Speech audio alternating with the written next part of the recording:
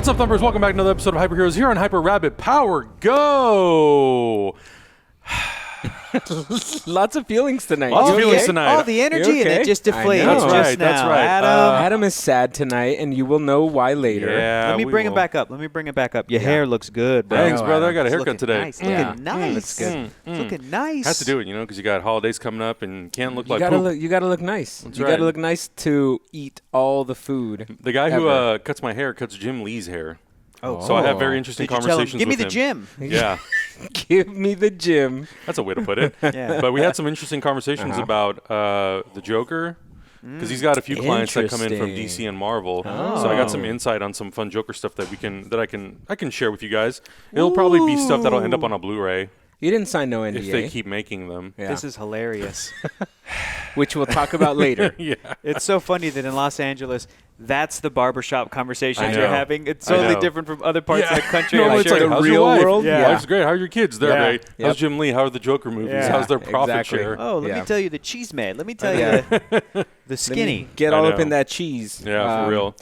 Let's do housekeeping before you get upset. Let's do housekeeping. Yeah. Let's do that. By the way, if you haven't liked or subscribed, make sure you guys hit the bell for notifications to get notified every single week when we do brand new episodes of Hyper Heroes and all the other stuff we put up on YouTube, trailer reactions, reviews, the RPGs that we do, that we port over from Twitch. Also, if you guys join, you having a little trouble there, bud? Yeah, it's not working. Oh, boy. If you join the Hyper Homies tier on Patreon, patreon.com/hyperrpg, you can get access to some new things that we're doing, including 2 brand new podcasts, The Mandalorian and Titans. We are 2 episodes away from the finale of Titans. Yup. We just we're going to record episode 10, and we are going to do episode 2 of The Mandalorian tonight. So I'm super excited to be doing all these And podcasts. we have feelings. Yes. We do. We do. Lots of Yes. feelings about it, yeah. Man. Stronger feelings about Titans. Yes. Definitely strong. I But can't wait till we talk it's like, about that. I have feelings about The Mandalorian, but I have strong feelings about Titans. Yes, Yeah, for exactly. Sure, for sure. Right. If you want to know what those feelings are, Ooh. jump over to our Patreon, join the Hyper Homies Ooh. tier, Yeah. and become a part of the conversation. I really would like to start getting more of the community's thoughts about a Yeah. lot of the stuff and start implementing it into our podcast. We can have a little segment where we just kind of read through people's quick thoughts about some of these shows, what Yep. they're liking, what they're disliking. But it's been really, really fun every single week, and we've been pretty lucky that both of these shows have been on Friday nights when we Yeah. film. So it's a really nice back-to-back-to-back thing that we can Right. do to just knock out everything. Yeah. And then make it available on Patreon. And then Yeah. obviously Hyper Heroes will be available on YouTube. And then as we kind of start rolling through these seasons, those episodes will end up becoming eventually public. But we want to get as many people in on the conversation early so we can talk about all this stuff because there's so much amazing stuff to talk about. And the more that grows, the more podcasts and videos we can do for Patreon and then release those on YouTube and all that kind of stuff. So I'm very, very excited. Which is good looking towards the future. Yeah. We're looking towards the future. We're looking Of at all the course. potentiality Of we course, can of course. get out of this. There's so 2020, much, baby. There's so much stuff happening on so many different streaming services, Yeah. and every time a new streaming service gets announced, you look at the list of stuff that they're going to be bringing, whether it's original or archive stuff, and you're like, man, Yeah. all of this stuff would be fun to talk about in We'd some be degree. dumb not to talk about it. Yeah, exactly. Let's do it. Let's do it. Let's do it. 2020, baby. Potentiality, as Hector likes to say. Yeah, potentiality. But if you want to get links to any of that stuff, go in the description down below. Everything is labeled. Everything is listed. If you want to get the Hyper Heroes podcast, that's obviously also available on Spotify, SoundCloud, Apple Music, or Apple Podcasts, and all that stuff as well. Without further ado, I guess we should just start talking about the news. There's a lot of stuff to start talking about. Yeah. The Let's do first it. thing that we should definitely talk about is the big news that the Joker has officially crossed $1 billion Man. at the box office. That's a lot of monies. A lot of monies. That's a good graphics. That is a good Because that's graphic. how I would be dancing if I had $1 billion. I know, That for is real. incredible. Cheers to that movie. know, That's seriously. That's a good. Good for you, Joker. Yeah, Good for real. you. So Joker, as of today, I should clarify, it's not. It hasn't officially crossed 1 billion yet. It is 1 or 2 steps away. I think by the time we get the box office numbers at the end of the weekend, it will have surpassed $1 billion. And this is and some worldwide? change. Yeah, global This is box worldwide. office. This is Yeah. worldwide. Yeah. Yeah. Wow. Yeah. That's the power of Batman and that whole Yeah, for brand, real. dude. It's Every- it's not waning. That's for Every sure. time I think, you know what? I think everybody has gotten over Batman, and I think, silly goose. that the public at large and the people behind the scenes making movies and TV shows are finally ready to start exploring the rest of the Yeah. DC. I'm like, nope, I was wrong. Nobody's over Batman, Joker, any of them. None of that. None of that. None of Oh them. boy. Okay, cool. Hopefully, I will see a Plastic Man movie before I die. I don't know. Fingers crossed. But with that, I would not be surprised if people at Warner Brothers are like, okay, we got to do Mr. Freeze rated R, Poison Ivy rated R, you know, Clayface rated R, and it's just like cool. I love Batman. I love the Joker, but I really want other characters to be able to get that kind of attention and love. Sure. I mean, we talked a little bit about that when we were talking about the movie, The Joker itself. I love it. I love the way that let me clarify. I don't love the movie, but I love the way that it looks. And I got so much jealousy in me. I'm straight up jealous that movie looks so good. And a movie like Shazam, to me, doesn't look as good. The cinematography not as strong. Even the costume, costume, you know that it's not real, but you buy it, but I wish it had more of that Superman-esque type of costume. It still just looks like a guy wearing big pads. Sure.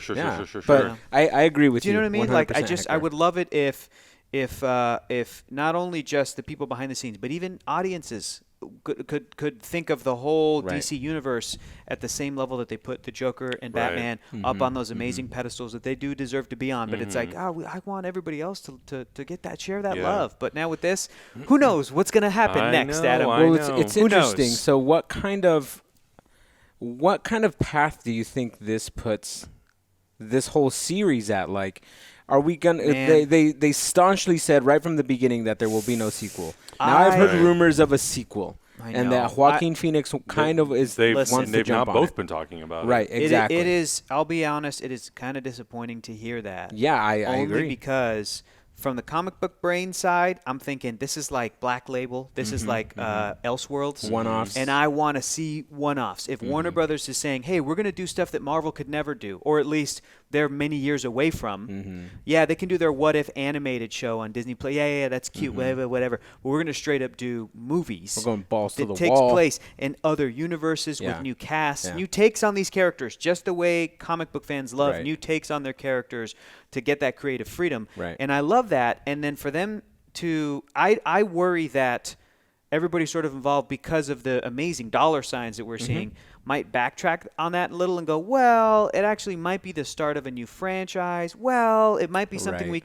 can find more ways to kind of merchandise and make money off of, and make more like a sort of a regular franchise. Because it's like, dude, I love my Iron Man movies. I love my Captain America movies.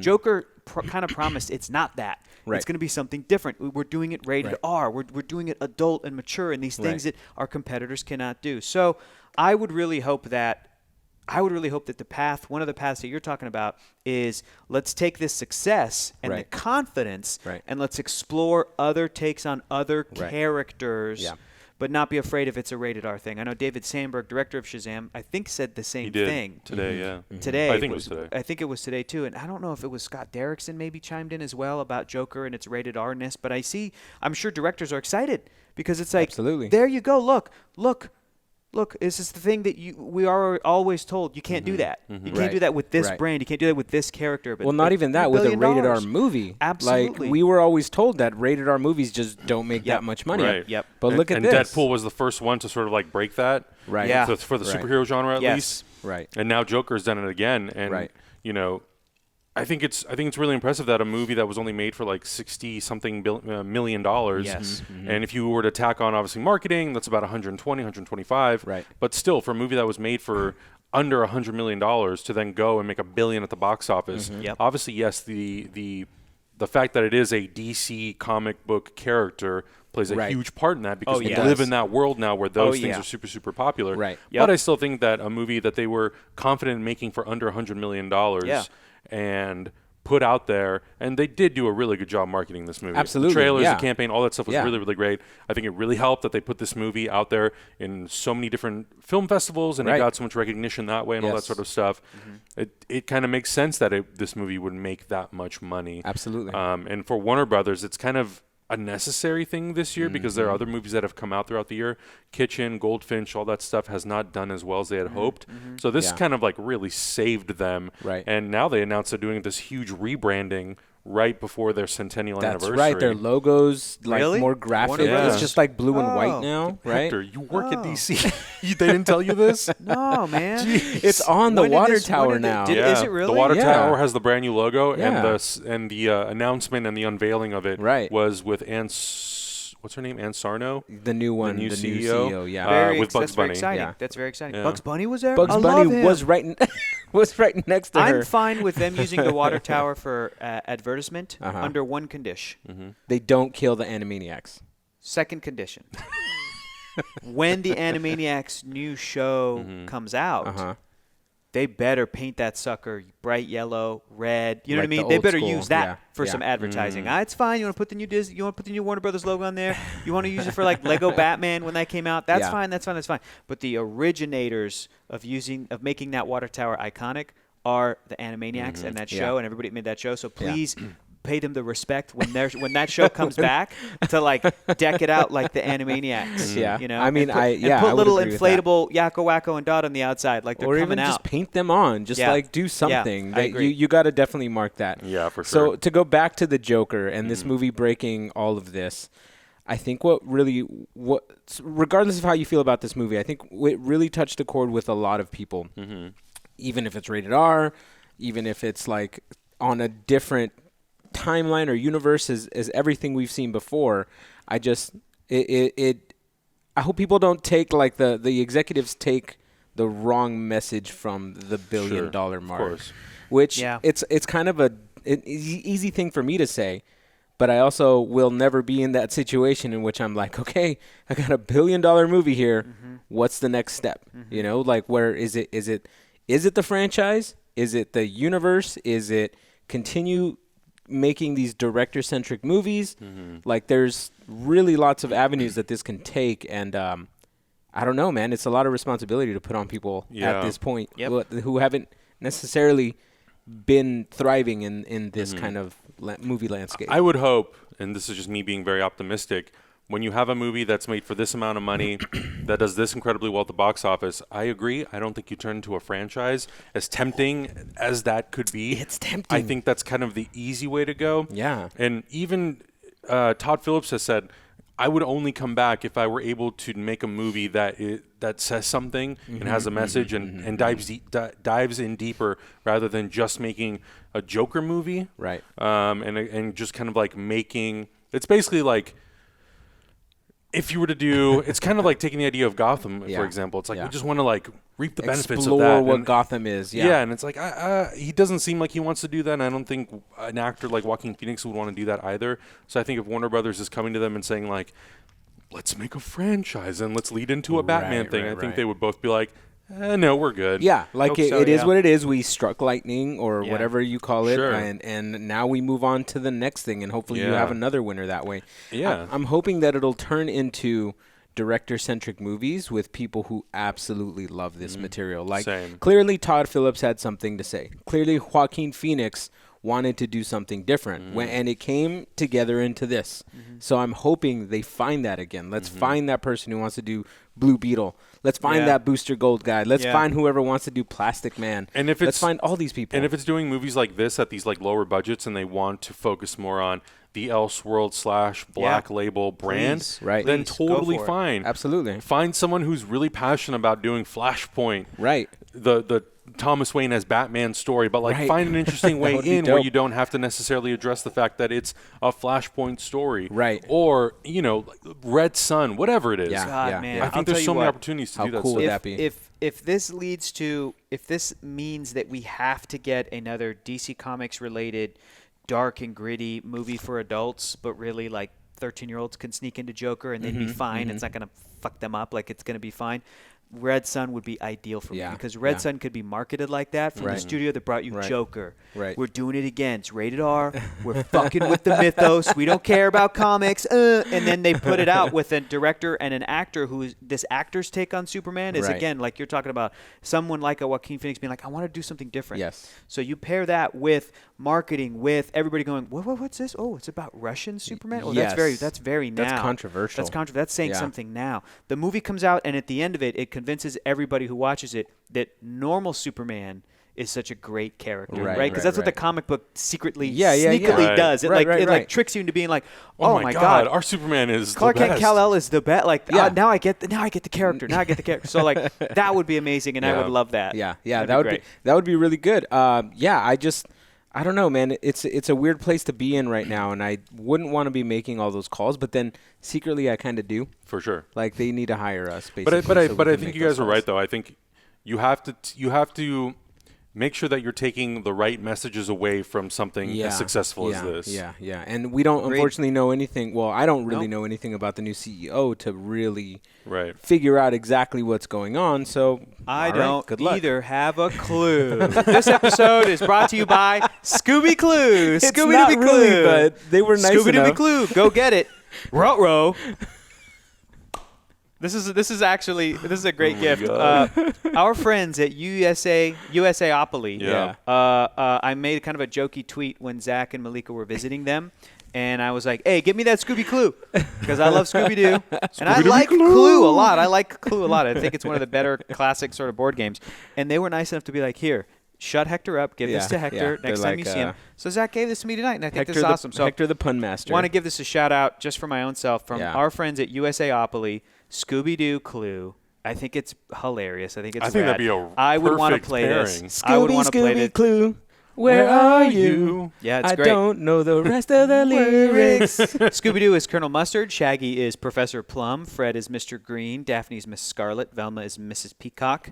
And then you have the butler, Mrs. White. And look, it has like a bunch of references to the classic. Can you scroll the credits? There we go. For this game. There we go. Everybody. Designed by, here's the contents. Anyway, go. I mean, look, this is awesome. I'm sure that it's already out. Go get it if you like Scooby-Doo because this looks cool. We should play. Yeah, I want to play. It'll be fun. I think, Hector, you need to remind people about your brilliant Scooby-Doo treatment. You know what? It's not on the docket, but how did y'all feel about that Scooby-Doo trailer? Haven't seen it yet. I haven't seen it yet. Ooh. You know what? I don't know if I should be disappointed or I should be...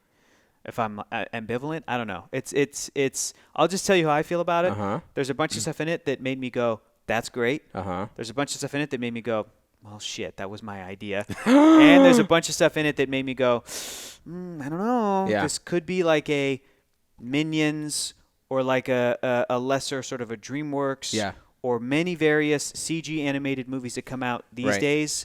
And it's like from the writer of like Addams Family, the new one. Did anybody go see Addams? I did. Like, how was it? I didn't see it. It should have been more focused on the Addams Family. So I worry that it could be that way. Yeah, it was really good in 3D though. That's very exciting. But I love Scooby, and it looked beautiful. And also, it's also another dumb thing. I know a lot of fans like to harp on it, and I get it. It is kind of weird that even though they seem to be doing a fine job, a bunch of celebrity actors are playing these characters. And the problem is that Scooby fandom, it's not the biggest fandom, but it's very vocal and very passionate, have been following like the same core voice actors for like 10 years now. And it's one of those things of like, guys, like, really, are those celebrities going to do that much better of a job than the actors that, you know what I mean? I kind of felt the same way about the Addams Family. Sure, that it was, because it was like Oscar Isaac. Charlize Theron, Finn Wolfhard, and Chloe sometimes, Grace Moretz. And listen, when it comes to certain like Pixar movies and certain Disney movies and certain DreamWorks movies, like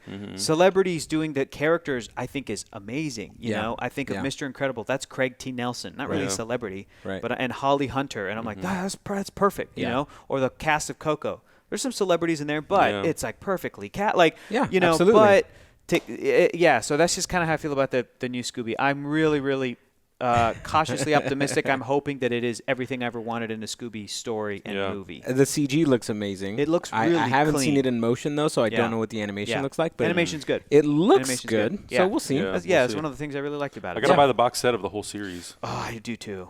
And it's you out mean on the old Blu-ray. school? I gotta get the Scooby-Doo, Where Are You? Yeah. Oof. Okay, next topic before we derail forever. I know.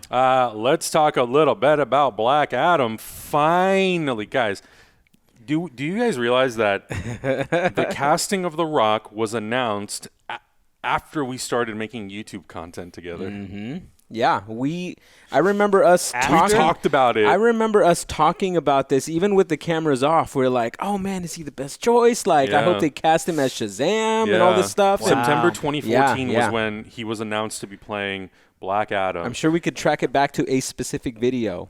Oh, for sure. Yeah, I would know exactly where that is. But it's been in development for a lot longer than that. Yeah. But that's when they finally announced it. Wow. But I believe it was yesterday they officially revealed a new piece of art, which is not. It's it's Jim Lee and a Boss Logic collaboration. So it's really cool. It's it looks art great. with also some like CG enhancements and stuff. Yeah, it looks great. Brand new photo of The Rock as Black Adam, and they announced, more importantly, the release date finally, December 22nd, 2021. Okay.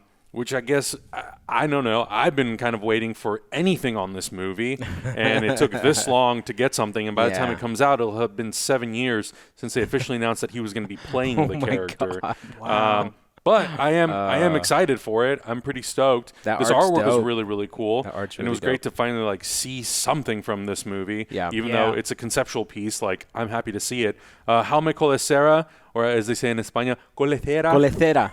Oh, yeah. How do they say that, Hector? Colecera. Is it Jaime or Juan? Jaume Colesera. Colesera. He's going to be directing. A Spanish director? Yeah. Wonderful. He's going to be directing the movie. He just Jungle Cruise looks good. Dude, it looks so good. Jungle Cruise looks legit good. I'm excited about it. When I was at D23, we got like the first sneak peek at it, I guess. And it looks just as fun as Jumanji. And I really ended up loving the new Jumanji movie that came out. Yeah. You going to watch too? 100%. So if it has a similar sort of like vibe and feel, then that makes me excited for Black Adam. I think that there's going to be a lot of like love and passion for the mythology on screen. My only gripe. Oh, I know what's coming. Yeah, my only gripe about it. I have the same gripe, but it's dude, are we overanalyzing it? Are Probably. We Probably. We Most might likely. be. We might be because. So we'll say why. Say why. It's a gripe, but this was said. I think to explain this to people who don't know it. Most people don't know. The name could be a little bit off-putting. What do you say, Adam? So he wrote a lot of stuff in his Instagram post, but the one final bit I will say, The Rock says he's a rebellious, one-of-a-kind superhero who always does what's right for the people, but he does it his way, truth and justice, the Black Adam way. And traditionally, Black Adam has been Shazam's arch nemesis. Yeah. Hardcore arch nemesis. Arch nemesis. And was it like in the mid-90s? Early 2000s that they started playing Black Adam more as an anti-hero? I would say definitely early 2000s. Yeah. Yep. So wasn't it part of the New 52 rewrite which like he is doing even before that, right? Even before that. I mean, I think it was early 2000s. I think it was a big part of the series, a little confusing, but a big part of the series that was called Just 52. That happened in like 2006 or 2007 or something, Not where it was 52. It was Black Adam and the country of Kandak, a fictional country in the Middle East, that he originally came from in sort of a more ancient times, and then when he comes back in the present, he sees his country Kandak, and he decides to basically take it over, and be this very righteous and like world superpower sort of leader, and I think he like initiates a coup, like he takes over it, but So like this is technically accurate. What The Rock is saying, he's rebellious, one of a kind, sure, superhero, we'll get back to that. That's debatable. Who always does what's right for the people. And I would say even specifically, Black Adam does what's right for his people. For only his people. Which is really interesting, and it's a great side of the character. Right. And it's tricky when you put a character like that up against that childlike Shazam or Captain Marvel version, and how they butt heads, because you're like, oh, all of a sudden Black Adam cares about Kandak and his people and making sure that they're okay, but he wants to murder that child. Yeah, exactly. Because he's taken his magic. Like that thing is cool. So if this is a thing where Dwayne Johnson is the Dwayne Johnson, he's the leader, he's the lead. That's how you say his name in Spain. Johnson. Señor Johnson. Dwayne Johnson. Not the Shazam, but the other one. Shazam. Shazam. Es mi película favorita, Shazam. Shazam. That's there so go all mean. our Spanish viewers. I'm sorry. Say it in Spanish. Perdón. Perdón. But it feels like it's a pitch for people that don't know. Yes. For people that are fans of The Rock and follow him on Instagram, and they don't like know what Shazam, this but they don't know is. the comic book. You know, did he even mention Shazam in one point? I think he does at one point. Yeah. So, and he's always been teasing like, I can't wait to lay down some whoop ass on Shazam. Right. Like, exactly. That's cool. That's what we need. That rivalry. Yeah, man. I don't know. I want him to lead the movie. I think the character is worthy of it, and absolutely so is Dwayne Johnson. He's worthy of being the lead, obviously, of a movie. But really, you think so? Yeah, but it's like I still kind of want this movie to service the bigger picture, and for me, the bigger picture is, at the end of the day, like Shazam kind of has to come out on top. He does have to beat Black Adam's ass. Which means like you got to do. That's tough, dude. You got to do a movie where you make Black Adam sympathetic. Right. You root for him. Right. But at the end of the movie, you go, oh, actually, you know what? Somebody should. There is someone better out there than him. Yeah. So I don't know. Considering Warner Brothers just kind of tried that with Joker, and I didn't really love that that sort of thrust. Yeah. But I'm sure I know it's a different creative team. Yeah. And this is a whole different I would say universe too, because the tone of Shazam was very kid. Well, I mean, I would call it kid friendly, but absolutely. like it had to do with a lot of childlike humor with kids and just like that type of situations to be put in. Whereas I think an actor like The Rock has that kind of approachability. Yeah, I agree. Where if there's anybody who's going to be playing a villain to a kid, it could be The Rock. He knows how to perform that way because of his wrestling background. He knew how to get all those little boys in the audience just cheering or hating him. Like whatever he needed to do, he could do it. So I think it's a good choice. I still honestly wish he had been Shazam at this point. Yeah. I wish somebody else had been Black Adam. That's neither here nor there at this point, though. I'm looking forward to this just because this is just another step forward in whatever DC's doing. Like, I don't know if this is going to. It's connected to Shazam. So it is connected to Shazam. Yeah.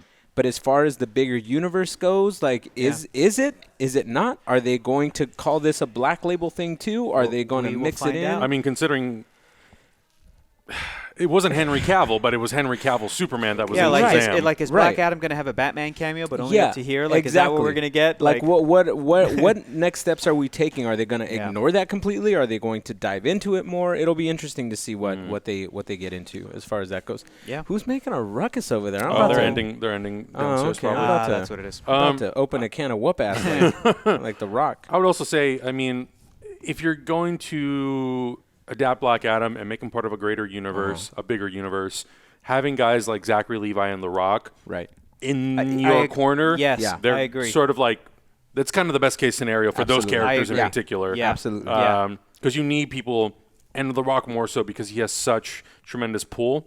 Right? Yeah, I agree. Having someone like that who could really like pull that. The excitement and the anticipation and the awareness of what DC is going to do going forward it's nice to have somebody like that. I mean, who can get more eyes on the screen than The Rock, honestly? For sure. Right now, I would consider movie stars dead except for The Rock. Like, The Rock is a put asses in the seats kind of guy. Mm-hmm. I would say for DC in particular, it's The Rock and Gal Gadot. Absolutely. I think she's won over a lot of people because of how amazing she's played the character.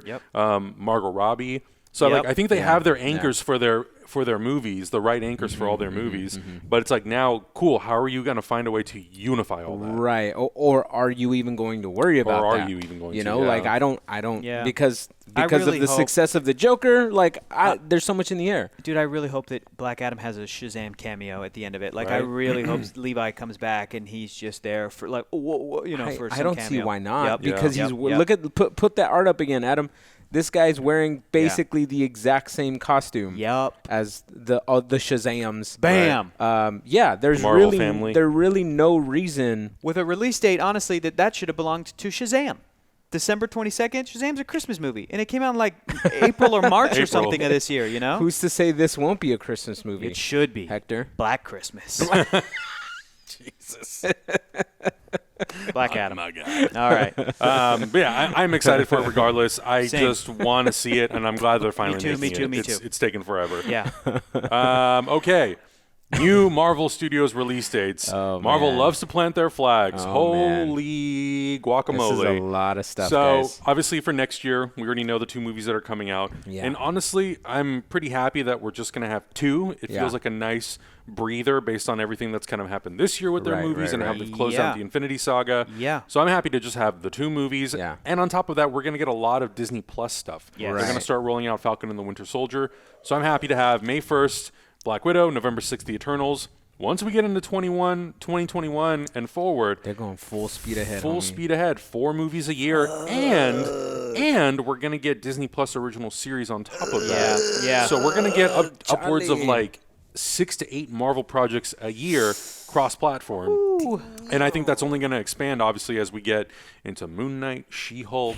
Did you guys see Ms. that Disney Plus special, that 12-minute thing that's just Marvel expanding the universe? Not yet. That was the second thing I watched. That's next on my docket. It got me so hyped. Really? It showed that some of that footage. It showed some of that stuff from that presentation that I didn't get a chance to. And I think you were there at Comic-Con and stuff from What If. So it showed me some stuff that made me so. Because I'll be real, with The Mandalorian, it's solid. Yeah. All the other like Disney Plus original stuff. Yeah. So far, I've been checking it out, watching it. I watched a movie. I'm like, it's all right. But that thing made me so hyped that I'm like, I got the best thing. It's going to be so good. It got me so damn They showed excited. a lot of stuff. I mean, they showed conceptual artwork from Falcon and Winter Soldier. Agent, who's Wyatt Russell playing? U.S. Agent. U.S. Agent. They showed stuff of WandaVision. Yeah. Just everything. Everything that's coming to Disney Plus, absolutely. basically. Low-key. What If? They had some excited. really cool clips. Yeah. Stuff that I saw at D23 and Comic-Con that finally has been made public, which I thought was really, really cool. Yeah. So lots of stuff coming to Disney Plus. But cinematically, they're also going to keep us busy because in 2021, they've already announced these. February 12th, Shang-Chi. May 7th, Doctor Strange. July 16th, Spider-Man 3. November 5th, Thor, Love and Thunder. And now they planted flags for more dates in 2022 and 2023. February 8th, to be determined. May 6th, Black Panther 2, July 19th, and October 7th. And then 2023, February 17th, May 5th, July 28th, and November 3rd. And I think it was last week or the week before, there was an article coming out how, like, Kevin Feige's going to be working on 3 to 4 movies a year. I know, and now that is a reality. Yeah. So the only date that we have a movie for in 2022 and beyond is Black Panther 2, Panther May 2. 6th, which they announced at D23. Okay. So there's plenty of other opportunities for movies and characters. If you want to think of things that are like in the works right now, Ant-Man 3, obviously. They talked about that they're going to start shooting that next year. Yep. I would assume that by 2022, I think that'll be the July 19th date. Agreed. Because that would follow suit with Ant-Man and the Wasp, which also came out in July. Yeah. Ant-Man 3. And actually, Ant-Man also came out, the first one in July of 2016. Or 2015. Was it August? 2015. Or July? No, it was July. You're right. It's July something in 2015. And then October, I don't know. It kind of depends on what's being made. But then we also got Blade, which could very well fall into 2022, maybe 2023. And that would make a good October release date. 100%. So far, you're 2 for 2 matching up with Coy Jandreau. He's got some theories here. He also thinks Ant-Man's going to be July. He thinks Blade is going to be October 7th. He thinks that Deadpool 3 is going to be February 8th. Interesting. Which would fall in line with the first Deadpool release dates. But Deadpool 2, I think, came out in May. You're right. It did. So it could take that May 5th spot, 2023. But I do think that May 2023 will be Guardians of the Galaxy Volume 3. That's what Coy said. Yeah. Guardians of the Galaxy Volume 3. That would fall in line 3. with the trend of where it premiered. Another thing that kind of falls in line but not super close is Coy says, and I'm just ripping off of Coy Jandreau's theories. Captain Marvel 2 is going to be February 17th, 2023. Right. Possible, yeah, because it came out in March. Yes. Then he believes that July of 2023 is going to be X-Men. And that November 3rd, 2023 is going to be Fantastic Four. I would say that as well. And then he thinks 2024 is going to be Young Avengers. Something's going to happen in Young Avengers because by that point we'll have met Kate Bishop. By that point we'll have met Ms. Marvel possibly. Yeah. So I think we will have because her show will be out. We'll have enough. I forget where the Disney Plus shows are lining up, but I think that's 2022. Yeah. So. Yeah, Moon Knight, She-Hulk, Ms. Marvel, those should all be out by then. Yep. But yeah, I also do very strongly feel like that by 2023 we will see the first entry of the Fantastic Four and the X-Men in the MCU. Absolutely. You know what that means? That's the bringing of Doom. It's the bringing of Doom. Yeah. 2024. And then Black Panther 2, because they didn't announce the villain. And if they were like, we always do this. We always get so far ahead, but Thanos is over. You know who's next? Doom.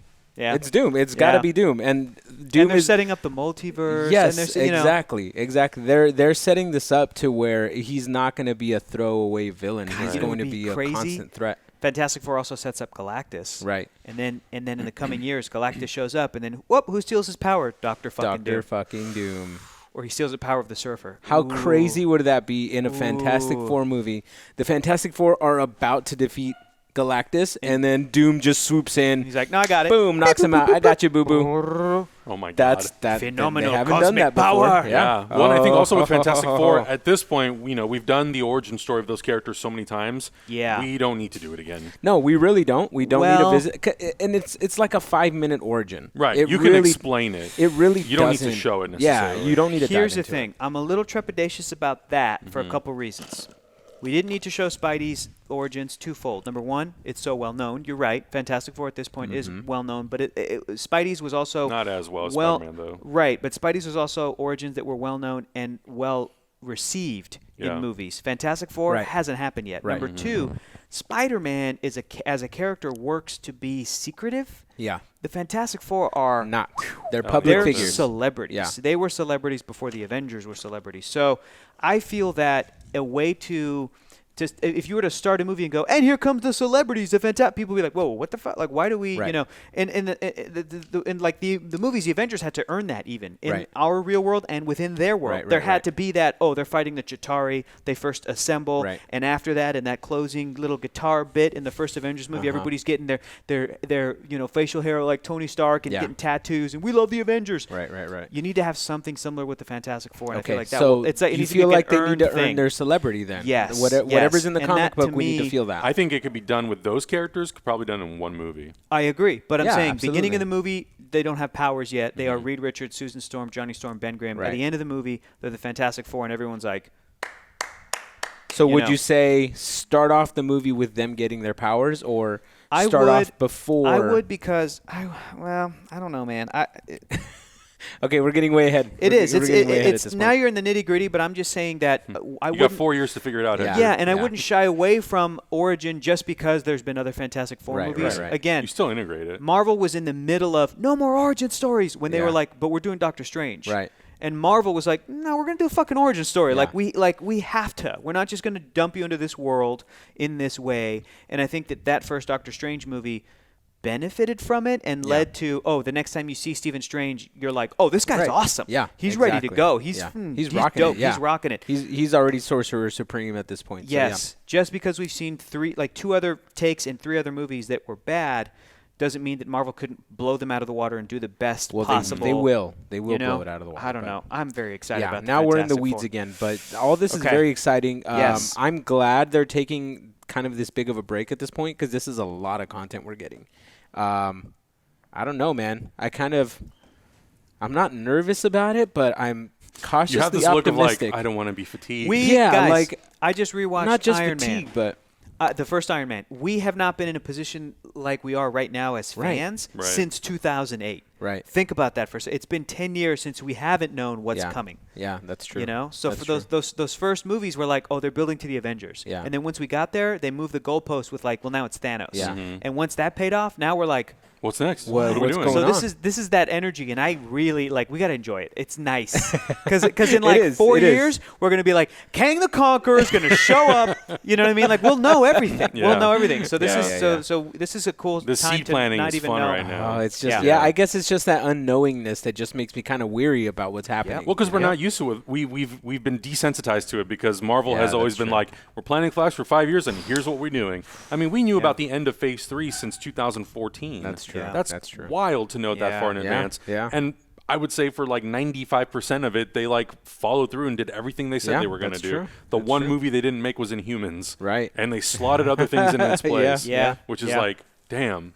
Okay. Movie studios don't always do that. Yeah. So That's. I mean, nobody had done that at that point. At that point, so, no. Yeah. Okay. You're right. Yeah. So I guess it's just they're not giving me what they normally do, and it just makes me uneasy. Of course. But it is what it is. It'll all probably end up working out really well. It will definitely work out, especially because Doom's coming. And they'll probably just not make any more box sets for any of their other series. Sweet. Are we getting into it? Are we talking about that now? No. That isn't that later? No, I didn't make it a topic. I just wanted a topic. I just wanted to express my hatred. Right now is the perfect time to hit it. The floor is yours, Adam. Because I'm just very disappointed that they made these Infinity Saga 4K Blu-ray sets, which look beautiful. How many did they make? 4,025 of them, I think. Which I don't know why it might have been 4,023, because for obvious reasons. But they made them limited to only Best Buy. You could only pre-order them. You couldn't do store pickups, and they are. either no longer available or they're out of inventory, out of stock. I don't really know. No one from Disney or Marvel has given any sort of update about them. When I reached out to Disney, they told me we're not doing any publicity or promotion for it at all. So they basically like never announced that this was officially coming out. We basically had to assume that yes, it was happening because Best Buy was taking our money. And now people have been getting them, and some of them have been damaged. And because they only made a limited run of them, there are no replacements for it. That's not cool. I don't know. It's a real mess. Like, I had a feeling that these things were going to sell really well. Yeah. But I didn't think... I never thought that I was going to be pressured to have to like buy one and pre-order it months ahead. Nobody ever told you were going to have to scour eBay where they're going for double, triple, quadruple the price of what they should be going. It's so dumb. That's really shitty of Disney to put that, like, create that market because they knew it was going to happen. Of course. Making 4,023 of them, whatever. Yeah. Like, you're trying to make a very limited thing. 23,000. That's what you should have done. How about you open up the pre-orders and you say, cool, this is how much is going to be in the first run, and then we'll do it again, and then we'll do it again. It's not like it's hard to print those discs, guys. I know. I bought the Christopher Nolan Dark Knight trilogy, and you can still buy it. Yeah. It's still out there, and it's like $70, and it was worth it. Right. I got to have them in their like really, really nice Blu-ray transfer. I now have them in 4K, right? But that's my choice, right? And it just makes me really upset and kind of worried about the future of physical media. And I had a conversation with Sean Gerber about it, and it was who was lucky enough to get one. Yeah, he snagged one, and thankfully his wasn't damaged in transit. But we talked about it, and it's like, when Birds of Prey comes out in February, the tag, like at the end of that movie, whether it's like a trailer or the the first TV spot is like, now playing in theaters, available on HBO Max in June. And it was like, cool. So are we going to stop pressing discs for new movies so people like us can actually enjoy them at home and not have to worry about our internet dying out? Right. It's really frustrating. I think that's part of the move, honestly. I do it cuts out everything in the middle. Right, exactly. You don't have to spend money on the whatever it takes to print them, packaging, artwork, nothing. Commentaries, all this stuff that they have to package in a different way. It's literally drag and drop. DLP to HBO Max. Here's what I don't understand. It's like and I'm not trying to be a smartass. I truly do not understand the economics of making like a physical media like this, right? You're talking about waves of pre-orders, but I know that Warner Brothers themselves, they have like a made-to-order video-on-demand service for like old cartoons, where they will not print them until you order them and ask for them and go, send me the complete series of the Herculoids on DVD, please, and then they'll like do it and send it to you. Right. So I don't understand why something like that doesn't exist. If they have the resources, and if they have a means for a consumer to be like, dude, Disney, I will give you $550 fucking for this stupid box of movies I already own. Do you not want my money? Do you not want my money? No. Do you not want my money? For an extra $50. Why don't you want my money? I'll throw an extra $50 to give me the 3D version. Right, seriously, exactly. $600. You don't want my money? I don't understand why you don't want my money. Oh, if there you was know a what way else? for them to You know what else happened that I think is really fucked up? Someone opened their box set and Captain America: The Winter Soldier was not there. Wow. It was missing. Well, if they're only making that many, they're probably being handmade, and it's possible that there's an error. But that kind of error coming from Disney should not happen, especially when you're dropping that kind of cash on something like that. And the packaging should be very protected for $550. But if this is the new future, if physical media goes away except for a limited run or whatever, and there will still be physical media collectors like ourselves, tell us to go to the thing and pre-order the thing, and I'll pay for it up front. So that when it comes out in 3 months, I know I'll have it. Exactly, because it's crummy. All I heard about this was an article from something else saying it'll come out eventually. And they listed a price. Was it our Instagram? Probably. It was just like, it'll come out eventually. Was there even a pre-order link? It doesn't work anymore. There was no direction. Right, it was just like, it's going to come out November 15th at retailers. And people were like, is it Best Buy only? Is it going to be on Amazon? Yeah, exactly. And I told people it's probably going to be everywhere, but I didn't know. And so like I reached out to people at Disney. They were like, we're not doing any promotions for it. I'm like, then why did you make it? Wow. You should have just told people we're not doing it. It's kind of weird because, again, it's like an awesome gift for the holidays. It's so good. It's like, why would you not do promotion? I'm sorry, right? It's expensive, though. Yeah, honestly, it's prohibitively expensive for a lot of people, which kind of... It's the reason why they're making so little, but at the same time, only making 4,000 Come on, man. How many people have seen those fucking movies Right. over How much and money over? are you making on these movies? The most popular franchise in history. Exactly. And I know that I would hear this all the time from people. Every time I would post like, oh, cool, I just got like Iron Man 3 on 3D Blu-ray. Right. A couple years later, oh, I just got Guardians of the Galaxy on Blu-ray. Right. It feels like there would always be a person who would comment and be like, I'll just wait till they put them all in the thing. Yeah. So there are people out there that like did now not they're out buy there. any of these movies. Yeah. And it's like Guilty. if And now I can't listen, get one. If you walked into a Best Buy and you saw it, Yeah. would you consider it? I would buy it. Be real. If You really? well, given now what's going on, But I'm let's just say like, that yeah. it was just like available, not that it was like scarce, but Yes. just like there. Right. You walked into a Best Buy. If you it saw was available, Would you yes, I would consider buy it? it. Yes, because that's what I was waiting for. I was That's waiting all for I that. wait for. Exactly. Yeah. I literally didn't buy the only Marvel movies I bought were the 3D versions. Right. Everything else that I've got, the 4Ks, Right. they were all gifted to me by Disney. yeah. And I thought, cool. When I buy the box set, I will Yeah. gift these to somebody To else somebody who else. doesn't Right, have them. right, right. Yeah, But now I can't do that And because you've been borrowing the 3D ones from me because I'm Yeah. like importing them. Right. Yeah. So And yeah. now we have to pay $1,500 if you want a box set off Look, of eBay. man, I get it that it's like definitely first world problems. This is the definition of first world problems. But if this can be the case for the most popular movie franchise in the Did you say world, popular? the most popular movie franchise with pizza ever, With pizza? what will this mean for like other smaller movies that come out on Blu-ray? Right, what will it right. mean for So special that's- features? What will so- it mean for? I'm hopping around in the extras tab of Disney Plus, and Which not is- not which is everything great. has a No, bunch of no. extras. No, dude. it doesn't. But it's I like great that they for have like it. Endgame has a bunch Yeah. of special Yeah. features, and I'm stoked about Right. it. But not every movie Right. has Right, that. right. So, and at Yeah. any point, if Disney wanted to, they could just be like, "Oh, we're going to take down Avengers Endgame." Like, Right. at any point. At any point We all whatsoever. bought into Disney Plus. We all bought into Amazon Prime. Right. We all bought into Netflix. Whatever. Right. But even people who buy movies on fucking iTunes. Yeah. Months ago they woke up and they're like, "Where's this movie?" And they're Yeah. like, "Well, the license expired." Yeah. And people were like, that's "I bought this." That's been happening to people on Vudu. Yeah. Because the X-Men movies, I guess like the licensing expired or something. really? And it's gone. So all or my- no, all sorry, my- Vudu closed. Yeah. And Fox, I guess, Yeah. didn't have an option to like move their library to something Right, else. They're like movies everywhere. Yeah, or whatever. so it's like yeah, people have literally lost those digital movies. I know, man. Right. And know. yeah, I mean, it's all that sort of stuff. I think digital streaming and all that sort of stuff. It's great. in my opinion, is Yeah. great for movies that would never get a theatrical Yep, distribution. yep. To make it accessible to everyone, awesome. Like Yeah. go see Claws on Netflix today. Right. Claws. I went and saw it in a theater. Gorgeous animated movie. You're gonna appreciate the hell out of I that know. animation. I It know. looks stunning. I follow all the animators on Yeah. Instagram. Yeah. And it is mind-blowing stuff. Yeah. So I think for that sort of stuff, it's awesome that movies that we'll get will be able to be accessible to everybody. Yeah. But like, yeah, I love the movies that I own, and I own them Right. because if they're not on a streaming service, I can literally go upstairs into my bedroom And still pluck it watch out of them. my set, Yeah. put Yeah. the disc in the That's- Xbox or PlayStation, and play the fucking thing. That's when our conversations, that's what convinced me to Yeah. collect. Like I don't like a lot of clutter. No. Yeah. But I do Collect what want you love, I do though. want all the things that I love Yeah. There you go. and to not be limited by somebody else because and I had someone ask me, they want to. I had someone ask me, do you still buy music? And I'm like, if I really want it and Yeah. it's something Yeah. that I care Right. about, Yeah. Yeah, You and I went to absolutely. WonderCon and we spent like $100 Oh, at the those- La La Land oh, Records that. booth. I God, remember those are that. so good.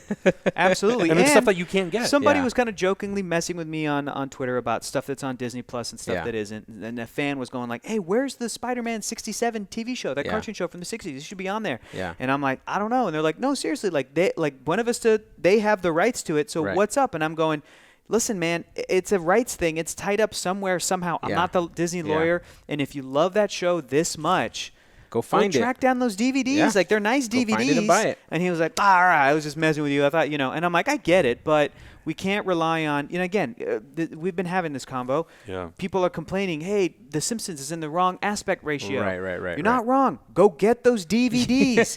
Get them on eBay. Right. Oh, they're missing exactly. the episode with Michael Jackson. It's gone. It's not on Yeah. Disney Plus. They took it down. Absolutely. However you feel about that, and I hope that you feel a little icky about it, about Michael Jackson, not that they took it down. Right. But I'm not saying we should all be rooting for Michael Jackson, but that's a Simpsons episode. It's also Right. weird because Michael Jackson's uncredited. He technically plays a character named Leon Kompowski. There's Yeah. a bunch of great other stuff in that episode, including Lisa, It's Your Birthday. Right, All that's these a things great in that, jam. right? In this Yeah. 20-minute episode that is not on Disney Plus. Right. Go track down. Well, I think it's like season 3 or 4. Go get that. Go get that season 3 box set. Right. I have it at home. Right, but also think about the repercussions. What if one day, 10 years in the future, somebody finds a problem with some of the Avengers movies? Sure. Boom, they're gone. Sorry, they No, got canceled. For They real. got canceled because of this one thing. The same way Star Wars got edited with McClunky. Like Griot says a new thing. Yeah. It's like, I don't think that they'll ever do it, but honestly, they could go in and be like, oh, we digitally put Mark Ruffalo in the Incredible Hulk. Yeah. And we digitally put Don Cheadle in Iron Man 1. And I'll be like, that's weird. You know those deep fakes, right? We just face replace. We're just face replace. It's no longer Terrence Howard. We have a subsection called deepfakes. Now listen, I would watch that version, but I would still be like, that's weird. It's still weird. But yes, that is very true. And think about the future now. Like there's people who have the original versions of the Star Wars franchise that have been edited over the years. Yeah. And Lucas has locked away a bunch of stuff that he didn't want people to see. Those people who have it have it. If you're like me and you love Star Wars and you want the original trilogy, you can Google it and find it. Yeah. There are some fans out there who have used the Laserdisc, the DVD, old prints, and they've done their own 4K restorations of those movies. Granted, they're not perfect, but hot dog, they look damn good. You can buy them. And I got them, and I appreciate all of them. That's our rant. That's our rant on physical media. That's a good rant, though. And I hope it at least convinced one person to look into it. Right? I agree. If you don't like physical media, that's fine, but at least that option should be available for those of us that do. That's all we're asking. Remember my print Blu-ray idea that Disney Plus should have? If you like a movie that's hit print movie, and then they'll just charge your account. Copy. Oh, they'll charge your account, and you have that movie. Look, if you're already going to spend time remastering, like so many of the movies on Disney Plus that are old have been remastered for 4K. Why can't I just not be able to hit send it to me? Yeah, just print copy. And they're like, "Are you sure it'll be $39.99?" Yep. Charged to your Disney Plus problem. Okay, Adam. Would you like 3D? Sure thing. 100%. Dude, how great would it be at the end of Mandalorian, 8 episodes, 8 weeks, into it? Now buy the you box set. You watch the last episode. And at the end, instead of the ad for Empire Strikes Back that comes up, it's an ad for would you want to get Mandalorian on Blu-ray? Right. You can get it through your account right now, and we can send it to your house. Amazon already has that. Where you can that would be dope. That'd be dope. But I don't get it. I don't get it either. Anyways, we just lost 90% of our audience. It's fine. It's fine. Look, nobody's watching this. I'm going to make a video about it anyway and talk about it. So it's coming. Yeah. Anyways, what's next, Adam? Sin City is getting a TV series. So Legendary TV has apparently closed a deal with Frank Miller to turn Sin City into a television series. Robert Rodriguez's deal is not closed yet, but he's expected to come back and executive produce alongside Miller. No news on whether or not these guys will be directing or co-directing any of the episodes together. Right. Obviously, we all know the famous story. In order to get Frank Miller a co-directing credit on Sin City, Robert Rodriguez had to leave the Directors Guild of America in order for that to happen because they would not allow it. That is badass. And to throw them extra shade, he brought in Quentin Tarantino as a guest director on the first movie. Get him, homie. Yeah. He's your friend, huh? Yeah, he's my good friend. You guys hang out all the time. Roberto. Yep. It's pretty great. So Legendary is going to guarantee a first season. Yes. Contingent on finding a network or streamer to host. And also, this is weird, a hard R animated prequel series. In addition to. Is also featured in the deal with Frank Miller. Yeah. That's very interesting. I like that. I like that a lot. I'm into all this. I like Sin City. I still have not seen the second movie yet. I got it in 3D. Let's watch it. Really? I want to watch. Let me borrow that. I know. Let me borrow that. I want to check it out. But when that first movie came out, dude, people lost their minds. I lost my mind. I don't know if it will quite hold up because we've come such a long way from. Do you know what I mean? From from being kind of faithful to comic book movies and I know a lot of people's mileage varies on I'm trying to think back on it. And I remember it very, very fondly. Yeah, me too. But that's because we've never seen anything. Oh, my God. And I haven't read that epic comic series yet, even though I have the first volume. And it's like gorgeous Frank Miller, classic Frank Miller stuff. But he treats women terribly in the work. But it's whatever. It's part of it. But this could lend itself very well to a TV series, is what I'm saying, because there's a bunch of comic material that wasn't quite explored. You could really in a movie, dive deep into this universe. Yeah. I get Watchmen vibes from it clearly because it's sort of like in the same era. But yeah, if there's anything that makes me feel better about this is that the technology has come so far that you could put something. I mean, and if Mandalorian has showed us anything, is that you could put a little bit of money behind this, and you can have some really dope graphics. Yeah. Spider-Verse is a good example, even though we don't know necessarily how they did that. Especially for that animated prequel series. Yeah. Right, That's really exactly. intriguing. That's really intriguing. They could really comic book it up. My hope would be that Troublemaker Studios kind of gets the exclusive production deal on it, because I think Rob Rodriguez, having made 2 movies, he shot them all in his soundstage in Austin. I think he would be able to do it in the most cost-efficient way. Absolutely. And it would, whether or not it's tied to the movies, regardless, but it would have that consistent look and flow that we've kind of come accustomed from seeing from the Sin City movies. And whether or not it's a full adaptation of the comic book is kind of irrelevant. Yeah, it really doesn't. It's just matter. adapting the style. I would be happy if it was, only because, again, there's a lot of material there. I'm sure that they could do a good job straight up adapting it. I would also be really down, especially after watching HBO's Watchmen, if they're like, okay, we're going to be inspired by it, or it'll be a sequel series. And what is it now? And where are these characters now, or what's happening after this? I would be into that. Cool. 100%. Get Rob Rodriguez to come back and direct the pilot. Absolutely. Do it. Yeah. Do it. I'm sure that's what's going to happen. Throw all your money at it. Yeah. This is kind of like a you topic. I figured you guys would really enjoy this. Of course. Nickelodeon, Netflix. So they have a partnership, and what's kind of interesting is that, like, if you've kind of been following this stuff, this has already kind of been happening. Yeah. But I think they had a deal, and then it went away, and then it came back. Yeah, apparently. But the first Nickelodeon show that appeared on Netflix, or was going to appear on Netflix, was Pinky Malinky. And that's I think it's a show that not enough people know about, because that was kind of in development for a long time. And then they had the Invader Zim movie and the Rocco movie. And now Hey Arnold, the Jungle movie, is now streaming on Netflix, which is awesome. You should go watch that if you like Hey Arnold. So Nickelodeon's going to create and produce original animated content based on its library of characters for Netflix. They're going to make a music-based project focusing on the character of Squidward. Okay, sure. Shows based on completely new characters are also part of the agreement. The companies gave no specifics on characters, the number of shows, or how many years. The two companies have a long history. Nickelodeon licensed hits like SpongeBob and Dora the Explorer to Netflix starting in 2009. I remember that. They were on there. They were on there, and they always have been a part of it. And Ren and Stimpy were on there for a long time. I remember rewatching Ren and Stimpy, being very excited about this. Oh, and Avatar: The Last Airbender. Avatar: The Last Airbender was on there for a while. This is it's good stuff. I really like this stuff. My not issue. My thing is that Nickelodeon is not on top. Like they're not on top of kids programming.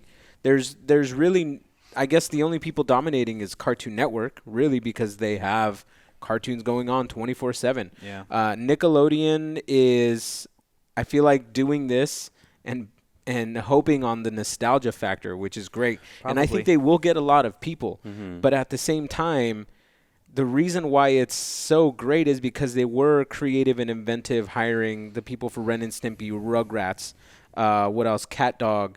All those Invaders, just everything that they put out in the late 80s, early 90s, and even having them run, like, I remember I watched Looney Tunes because of Nickelodeon. Oh, really? Because they always were running Looney Tunes just constantly over and over and over again. I remember in my head the little cutscenes in between commercials and things like that would be Looney Tune centric. Like they would cut out the Looney Tunes and put them in Nickelodeon ads and stuff like that.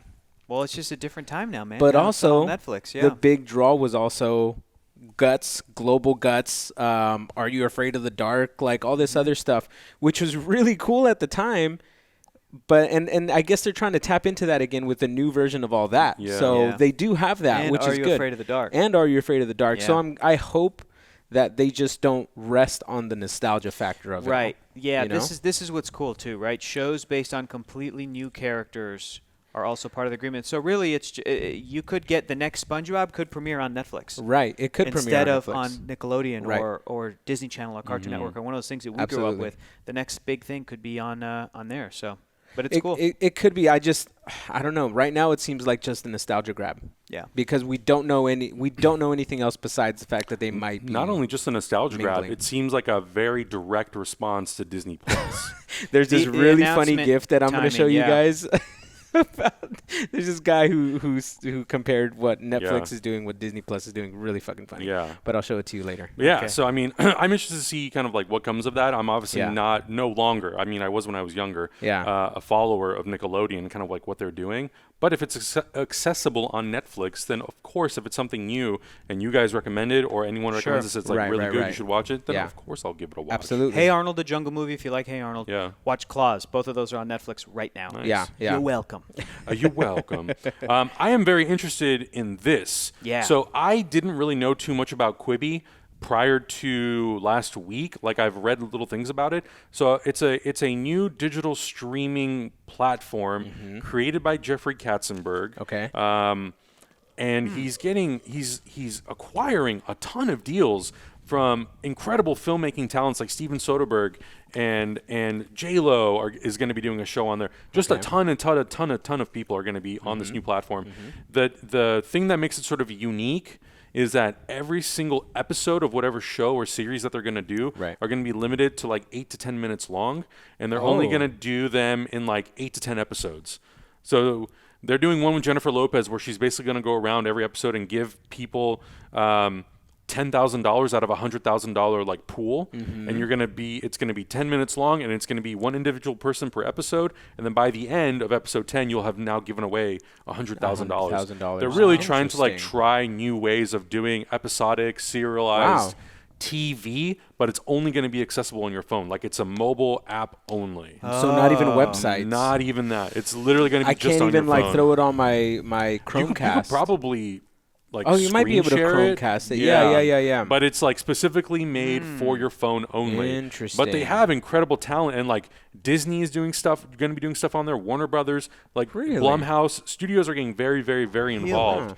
So as little as I kind of know about the inner workings of Quibi, just reading a little bit about it today was like very, very interesting to find out how they raised $1 billion to sort of like initiate this whole endeavor and how they're getting all these studios. But one of the projects that they're doing is I believe it's going to be an 8 or 10 episode docuseries called Slugfest. The Rousseau brothers are going to be executive producing, and it's basically about the Marvel DC rivalry through history. It's not really focused on just the now. It's talking about the rise and fall of the brands. I love it. Concurrently throughout history, especially through like major comic book shifts. And how similar they are. Exactly, and the crossover and all that sort of stuff. And I think obviously now it's a very, what's the word I'm looking for?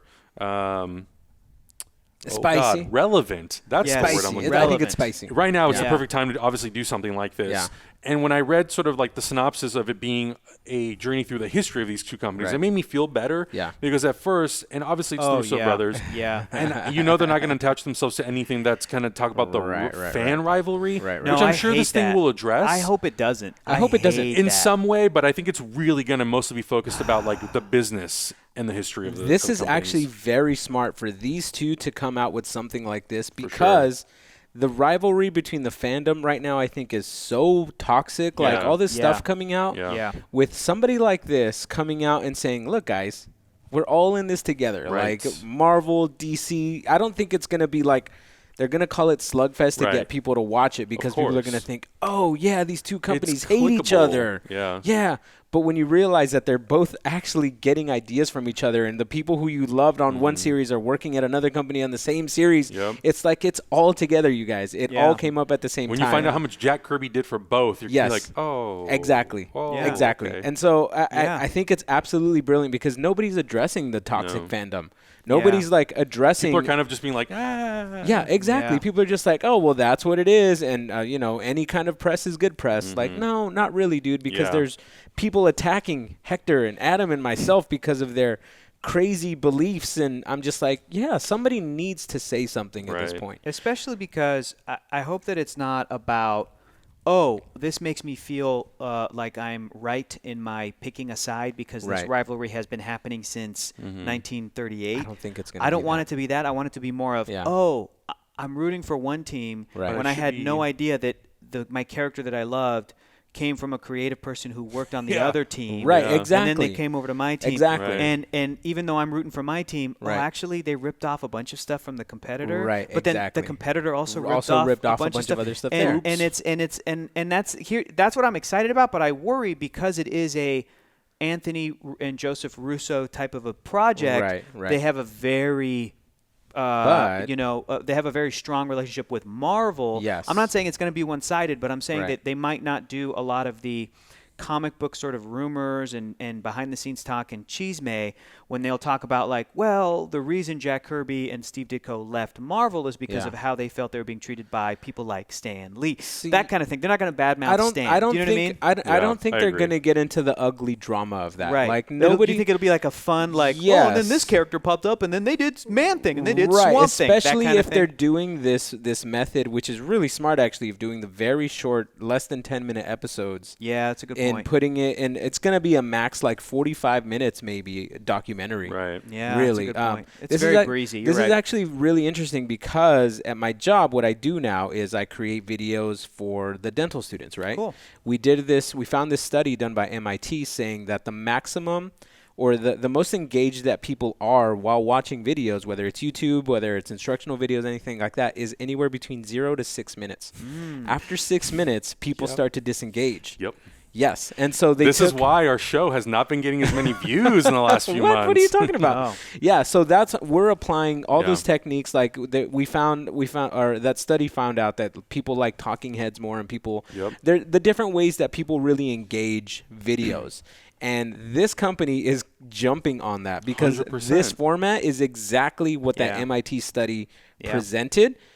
And now that you said it, I'm like, holy shit, that's actually brilliant. People are just going to fly through this stuff. That's why so many companies and so many filmmakers are jumping towards it. Imagine you can do a 50-minute movie in 10-minute chunks. Right. It's something that like I've talked about with my friends of wanting to do, and you guys know Delta Zulu. You guys know the backstory. Yeah. There were a lot of moments where we talked about let's just take our 1 hour movie and make it into 10 6-episode shorts. Yeah, absolutely. So I think there is a lot of opportunity for that. And if you do want to do something that's long form, if you can find a creative way to make it accessible and digestible in like 8 to 10 minute pieces, you should. You really should. And it's funny. I have the older generation that I work with.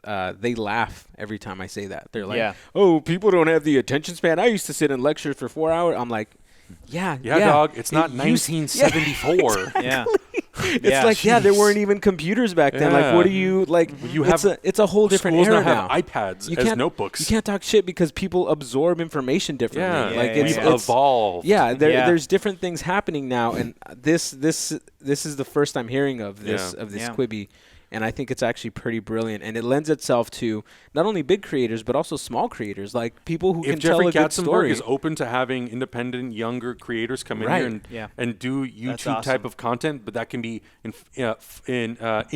informal and educational, then absolutely. Like anybody at this point can make a little 5-minute video, regardless of your level of experience with like VFX or whatever. Totally. Yeah. Yeah, that's great. I also want to point out, too, that this seems very interesting. I haven't read this book yet, but that series, Slugfest, is based on Reed Tucker's 2017 book, Slugfest, Inside the Epic 50-Year Battle Between Marvel and DC. So I would read that. Hector's going to read something on his airplane trip. I may be. Oh, yeah, I'm going to be out next week, guys, so I'll be back in 2 weeks. Yeah.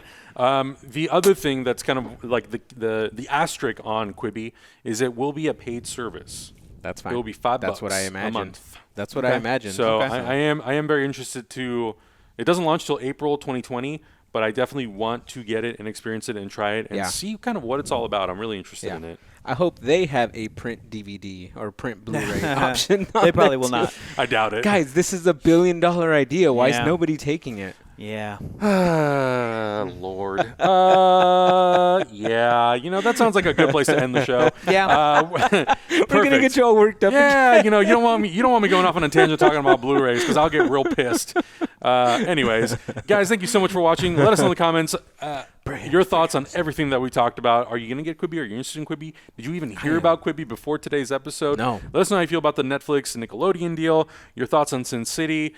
all the Marvel dates. I want to hear some people's theories as to what they think is going to be showing up in some of these days, some of these dates that we talked about. Excited for Black Adam. And, of course, what does Joker crossing $1 billion as the highest grossing rated R movie and superhero movie mean for the future of DC Black Label, Elseworlds, or just the brand in general? Yeah. Let us know all your thoughts in the comments below, and we'll catch you guys next week. And, yeah, you're going to be gone, so whatever. Also, jump over to Patreon. We got tons of podcasts. We're going to do one for The Mandalorian We're and about Titans. to do that. We're about to do that, and otherwise, we'll catch you next week. We'll be here no matter what. Bye. Bye. Bye.